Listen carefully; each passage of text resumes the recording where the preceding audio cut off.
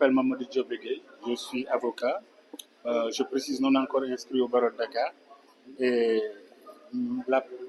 l'essentiel de mes activités aujourd'hui tourne autour de l'environnement, la lutte contre les effets néfastes des changements climatiques. J'agis aujourd'hui en ma qualité de membre du conseil d'administration de Natural Justice, que je remercie, et du GETA, qui est donc un organisme qui est dans la juste transition pour l'Afrique, et de ELK, qui est un collectif des avocats de l'environnement, en tout cas pour la défense de l'environnement en Afrique en général et en Afrique de l'Ouest en particulier.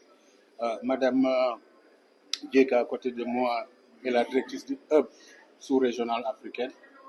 Il faut dire que cet atelier fait suite à un autre qui a eu lieu à peu près il y a 2 semaines, je crois, qu'on avait organisé ici à Dakar avec l'ensemble des acteurs de la sous-région pour la défense pour les défenseurs de l'environnement. Aujourd'hui, pendant 4 jours, donc, nous avons eu 2 jours qui a concerné donc un colloque international sur le droit de l'environnement, ses implications, son état actuel, et les 2 derniers jours ont concerné donc les activités de cette association africaine, interafricaine des avocats défenseurs de l'environnement de cette dernière journée. De dire que nous avons pu pendant tous les jours avoir au moins 4 panels faits d'experts, des juristes, des avocats et des magistrats, des professeurs de droit et des acteurs de la défense de l'environnement et de la création, en tout cas du jeu du droit de l'environnement en Afrique, voir quels ont été les étapes franchies, où on en est et où nous devons aller pour que cette défense de l'environnement en Afrique de l'Ouest soit efficiente, et que surtout comment pouvons-nous influer sur le développement du droit de l'environnement que nous savons tous embryonnaire dans cette sous-région, même si nous constatons que le droit de l'environnement est une spécialité du droit commun en général, c'est un droit quand même relativement spécifique qui se développe. La chose n'est pas simple parce que vous savez que indépendamment de nous, acteurs sur le terrain, il y a les acteurs en amont qui sont les décideurs politiques, nos leaders, qui font donc les lois. Comment pouvons-nous influencer sur ces lois? Comment pouvons-nous utiliser ces lois? Que pouvons-nous faire par la suite pour améliorer le tout? Voilà en résumé ce qu'on peut dire. Je pense que Mme Dieka va vous donner un peu la suite de ce qu'on espère faire. Et encore une fois, merci d'être là et de vulgariser notre travail pour la défense de notre environnement, que vous savez tous nous appartient selon notre conscience et selon la nature des choses. Je vous remercie. Je suis Madame Diasorne Dieka, je suis la directrice de Natural Justice Afrique de l'Ouest et francophone. Comme Maître l'a dit à l'entame, nous nous sommes réunis pendant 4 jours, nous avons discuté, nous sommes allés en profondeur, allant de la théorie à la pratique du droit de l'environnement, au contentieux, au rôle des avocats, entre autres choses.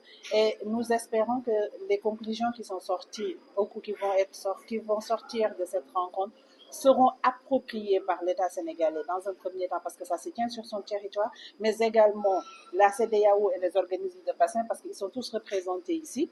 Et au-delà, les compatriotes africains qui nous viennent de l'Afrique de l'Est, qui nous viennent de l'Afrique du Centre, qui nous viennent des autres pays de ECOWAS. Donc aujourd'hui, fondamentalement, nous demandons aux États africains de revenir aux fondamentaux du droit de l'environnement. C'est ça qui va nous permettre d'avoir un développement économique, mais un développement économique durable. Et je pense que la finalité d'un État, c'est de pouvoir associer développement économique et protection de l'environnement pour le bien-être de ces populations. On ne veut pas de développement qui va détruire notre planète, nous ne voulons pas de développement qui va détruire notre génération, parce qu'aujourd'hui, vous voyez tout ce qui est inondation, sécheresse, les gens passent. Hier, tout le monde est arrivé en retard à cause de la pluie. Donc, nous voulons vraiment un développement réfléchi qui soit basé sur nos capacités environnementales, mais également qui soit de l'environnement. Nous espérons qu'ils vont s'approprier des recommandations qui sont sorties, qui vont sortir de ces 4 jours de rencontres, qui ont été faites par des experts, et des experts africains aussi, il faudra le dire, et qui connaissent aujourd'hui les contraintes dans la mise en œuvre. Parce que nous partons de ce qui existe, nous partons de ce que nous avons en termes de législation, pour voir quels sont les gaps et les contraintes, et à partir de ce moment, nous faisons des propositions d'amélioration. Bon, ce que nous faisons, c'est... Il y a 2 choses, parce que je parlais de l'application.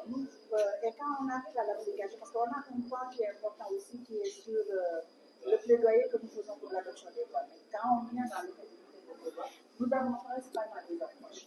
La première approche, c'est de rendre accessible le droit aux communautés de population, pour que ces dernières puissent les comprendre et puissent comprendre des violations qui sont commises, les violations qui sont commises sur leur droit, sur leur droit. Ça, c'est un premier point et que nous pensons être préalable. Le deuxième point sur lequel nous travaillons, c'est que nous avons aussi dans beaucoup de pays en contentieux. Y compris au Sénégal, on est en contentieux, mais on est en contentieux sur certaines localités, la pêche, la centrale à charbon, pour ne citer que ces contentieux-là. Donc pour nous, c'est à la fois appliqué, c'est à la fois appliqué, mais appliqué. Et cette application ne se fera pas sans l'application parce que c'est quelle la finalité des règles